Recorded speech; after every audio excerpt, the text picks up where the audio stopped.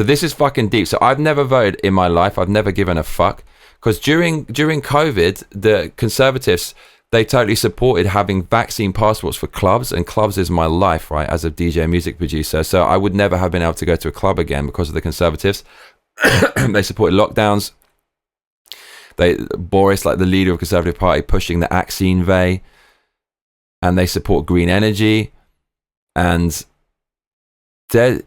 they're so similar to the left. England doesn't have an opposition. At least in America, you have Trump, and you have Rishi Sunak, and you have Tulsi Gabbard, and you actually have an opposition who know that the green energy is a scam and want to stop them, would do everything they can to stop the migration. The Conservatives have let in more foreigners in the last 2 years than any other party in history. It's literally 700,000 in successive years. That's like similar to the amounts that, what's that fat bird called in Germany? That the German Prime Minister, she let in 2015 when it destroyed the country. So it doesn't matter if you vote Conservative, you're still going to get shitloads of refugees. There was one person on the cabinet, I think her name was Suella Braverman, and she was the only one who said there's too many refugees. They booted her out because the Conservatives, they're compromised by the globalists, and they push this fucking like 2030 agenda. You can see Boris at these presentations with the commie 2030 agenda and stuff. So I've never voted in my life. But Nigel Farage, he's proper anti, refugee and like mass migration. He's anti like green energy scam, net zero scam. And so I fucking contacted my parents. I'm like, I want to vote by proxy. I'm going to vote for this motherfucker. Now the thing is, in England, Nigel Farage has tried to win a seat so many times and he's failed because England has a system. It's called first past the post. And what that means is, quite simply, it doesn't matter if you have a big support across the whole country if it's spread out. You have all these constituencies and you have to win the constituency. It's almost like winning a state in America. And when you win a constituency or you win a state in America, then you get a seat like in Parliament or in Congress, respectively. And if your support's spread out, it means that you're not going to win any one constituency. And basically Labour and Conservative, which are the two main UK parties, they win every single constituency. So even though Nigel Farage's support is huge, it doesn't mean he's going to win any constituencies. And there's another rival party called Liberal Democrats, and their support is not spread out, but it's huge in just a few places. So they always just get a small minority of seats. And if the interesting thing is, a poll just came out, a YouGov poll. It's one of the main polls, and it said support is 19% for Reform UK, which is Nigel Farage's party. He's basically the British Trump. He really is, and it's 18% for Conservatives. So Reform UK, Nigel Farage's party, is overtaking the Conservatives. Now, what does this mean? Labour has about 36% of the vote, nearly double, and everyone's been predicting Labour are going to win it for ages. So if there's a rival party for the Conservatives, it means it's going to cannibalise, it's going to eat into the Conservative votes, and that means Labour will win by a huge majority and get loads of seats. So what might happen is, even if Nigel Farage doesn't win any seats, if he's going to cannibalise the Conservative votes, it means the Conservatives might actually have to change their policies to be more in line with Nigel Farage's to get some of his voters, which might mean pushing back against migration. But these guys, they've been in power for so long, they're obviously corrupt. They brought back fucking David Cameron, who's like net zero. He's overseen so much migration. So we can't trust these fuckers. At best, if Nigel Farage wins even one seat or two or three, it means that he gets public funding, and that means he's actually in Parliament. He can swagger around, he can talk to people, he's going to be on TV all the time, and it will grow. And I know something's happening in the UK, because if I'm voting, that means fucking everyone is voting. I've never voted in my life, and I thought I never would. I never even felt slightly tempted to vote for any of these fuckers. But when I saw he was running, he's just the only guy with common sense in the room. He says what everyone else is thinking. There's too many foreigners in the UK. It's like killing the culture. It's diluting the culture. English culture, like English music, English food, English ways of thinking. We're the best country that ever fucking lived. We fucking made America pretty much. We went over there. Our philosophies went over there.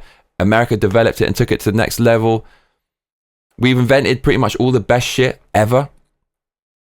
And our culture should be protected. In the same way in Japan, it's all Japanese people. I wouldn't want to change that. I wouldn't want even loads of British people to come here, because we're going to change it into Britain. we'll change it into Britain to less of a degree than like mass Islamic migration will turn England into some like Islamic thing, because most of them want Sharia law. Most of the British people in Japan don't want English law or like English culture. They like the culture. So there's nothing wrong with that. But leftists use immigration as a tactic in order to demonize their rivals and censor people and silence people, because people are afraid to talk about it. Nigel Farage is like, there's just too many foreigners. There's too much migration. The British people have a negative population replacement rate. The Muslims who come have a positive population replacement rate. The most popular baby name in the whole of the UK is Mohammed, and that proves it. And we don't want our culture to disappear.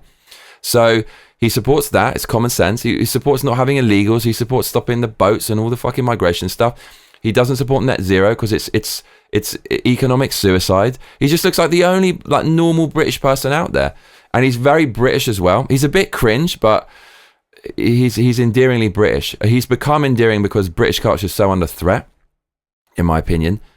So fuck it, man. Like, something's happening with Nigel Farage, which is very, very interesting. So he's coming, bruv. He is fucking coming.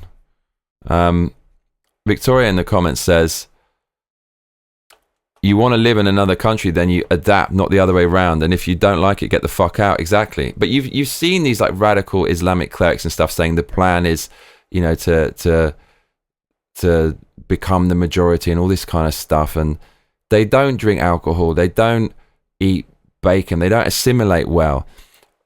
A close family member of mine was dating a Muslim, and she committed suicide because she was westernized, but the parents would not allow her to marry my family member. And that shows you how hardline they are and how they don't integrate, because they will not allow anyone to marry their children unless they read the whole Quran. So my family member read the Quran and he didn't believe in it, and they wouldn't allow him to get married. And so the daughter killed herself. That shows you everything you need to know. They don't allow their culture to mix with other cultures or marry into other cultures. So I think you should have people from all cultures in your country, but you shouldn't allow mass migration to the point where the people who made the country become a minority. Then you don't have a country anymore. Then it just becomes another country in your country. And that is not a controversial thing to say. Any single country want that. And if you say that's racist or whatever, well, then those people who are coming in, who you say should be supported and should become the majority, they wouldn't want you to become the majority in their country. Like, who would want anyone's country to be taken over by another country? Even if it was you have to be on the same page and share the same ideals. And that's why America works so well, because I remember there was a point where people thought, oh, like the Hispanic vote, you know, they're going to take over and they're going to replace the population. The thing is, the Hispanics buy into the American dream, a lot of them. So I got Puerto Rican friends out there. They're as American as they fucking come, bruv. They're like Trump voters. They get it. So they integrate. But the thing is, if you bring people in who don't integrate, it can be problematic. But even if people do integrate, you still wouldn't want the original people to be taken over by someone else from another country. But I could accept that if they bought into the ideals. Because once you buy into ideals and then those people are having children, I think you're the same as anyone who's come before. You just look a little different. But the problem is when you have a belief system that doesn't integrate, then that's a problem. And I think everyone feels that way. So I think something's happening with Farage, so I'm going to vote for that guy.